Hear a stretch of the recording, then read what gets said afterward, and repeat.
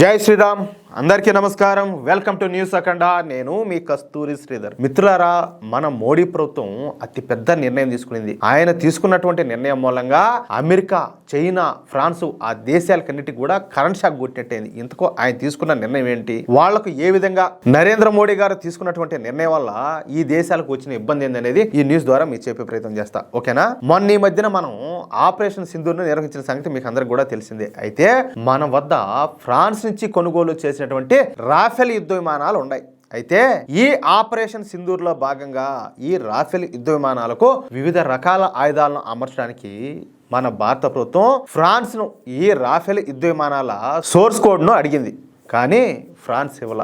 అయినప్పటికీ మన భారత ప్రభుత్వం ఫ్రాన్స్ ను పదే ఈ సోర్స్ కోడ్ ఇవ్వమని చెప్పేసి తాము ఇప్పుడు పాకిస్తాన్ పైన దాడులు చేస్తున్నామని అడిగినప్పటికీ కూడా అందుకు ఫ్రాన్స్ అయితే ససేమేరా ఒప్పుకోవాలి. దీంతో భారత్కు ఒక విషయం అయితే అర్థమైంది. ఎంత మిత్ర దేశం అయినప్పటికీ కూడా ఆ దేశం నుంచి ఆయుధాలను కొనుగోలు చేస్తున్నప్పటికీ కూడా ఆ దేశాలను మనం పూర్తి స్థాయిలో అయితే నమ్మకూడదని చెప్పేసి ఆ దేశాలపైన ఆధారపడకూడదన్న విషయాన్ని భారత ప్రభుత్వం అయితే తొందరగానే గ్రహించింది. దీంతో ఇక ఈ యుద్ధ విమానాలను స్వదేశీయంగానే తయారు చేసుకోవాలని చెప్పేసి భారత ప్రభుత్వం ఒక నిర్ణయానికి అయితే వచ్చింది. అంతే, ఇక ఆ దిశగా ఒడిగా అడుగులేస్తుంది. ఇందులో భాగంగా మనం కొన్ని సంవత్సరాల నుంచి AMCA అనే యుద్ధ విమానాన్ని ఆ డిజైన్ రూపకల్పన అయితే చేస్తున్నాం. ఫైనల్ గా ఈ AMCA డిజైన్ హైదరాబాద్ కు చెందినటువంటి వేమ్ టెక్నాలజీస్ సంస్థ అయితే తయారు చేసిందనమాట. అంతే, ఇక ఈ AMCA డిజైన్ కు మన కేంద్ర ప్రభుత్వం ఆమోదం కూడా తెలిపింది. ఇక్కడ AMCA అంటే advanced medium combat aircraft అని చెప్పేసి అర్థం అనమాట.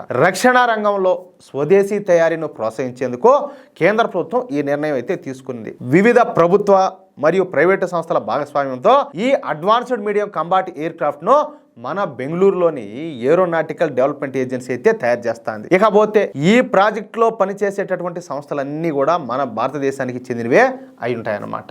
ఇక ఈ AMCA యుద్ధ విమానం ఆర్టిఫిషియల్ ఇంటెలిజెన్స్ తోను, అదేవిధంగా ఎలక్ట్రానిక్ పైలట్, నెట్ ఆధారిత ఆయుధ వ్యవస్థల వంటి ఆయుధాలు ఈ AMCA సొంతం అన్నమాట. ప్రతికూల వాతావరణ పరిస్థితుల్లో కూడా ఈ AMCA యుద్ధ విమానం తన సత్తానైతే చాటుతుంది. ఇకపోతే 25 టన్నుల బరువుతో తయారు కాబడుతున్నటువంటి ఈ యుద్ధ విమానం కృత్రిమ మేధస్సుతో నడిపేటటువంటి ఎలక్ట్రానిక్ పైలట్, అదేవిధంగా ఆయుధ వ్యవస్థలన్నీ కూడా ఉంటాయి. శత్రువుల యొక్క రాడార్లకు దొరకకుండా దీని అస్త్రశస్త్రాలను అంతర్గతంగా ఉంచడానికి ప్రత్యేకంగా కొన్ని అరలు కూడా ఉంటాయి. చూడండి ఎంత అడ్వాన్స్డ్.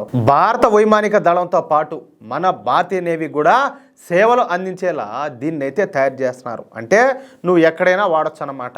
శత్రువుల యొక్క గగనతలంపై ఆధిపత్యం సాధించడం, భూతలంపై దాడులు, శత్రువుల గగనతల రక్షణ వ్యవస్థల ధ్వంసం, ఎలక్ట్రానిక్ వార్ వంటి అనేక ఆపరేషన్లను ఈ యుద్ధ విమానం అయితే చేయగలుగుతుంది. ఇకపోతే ఈ AMCA యుద్ధ విమానాన్ని పైలట్ సహితంగా కూడా తయారు చేయనున్నారు. అంటే పైలట్ ఉన్నా లేకున్నా కూడా దీన్ని అయితే ఆపరేట్ చేయొచ్చు అనమాట. అర్థమవుతుందా? ఆ అవకాశం ఉంటుంది ఇందులో. ఈ ప్రాజెక్టు అభివృద్ధి వ్యయాన్ని 1600 కోట్లుగా అంచనా వేశారు. ఈ నిధులను ఇప్పటికే మన భారత ప్రభుత్వం అయితే మంజూరు చేసేసింది. ఇకపోతే ఈ AMCA యుద్ధ విమానాలను మన హిందుస్థాన్ ఏరోనాటికల్ లిమిటెడ్ సంస్థ తయారు చేయనున్నది. అంతేకాకుండా ఈ ప్రాజెక్టులో దాదాపుగా 700 ప్రైవేటు సంస్థలు కూడా భాగస్వాములు కానున్నారనమాట.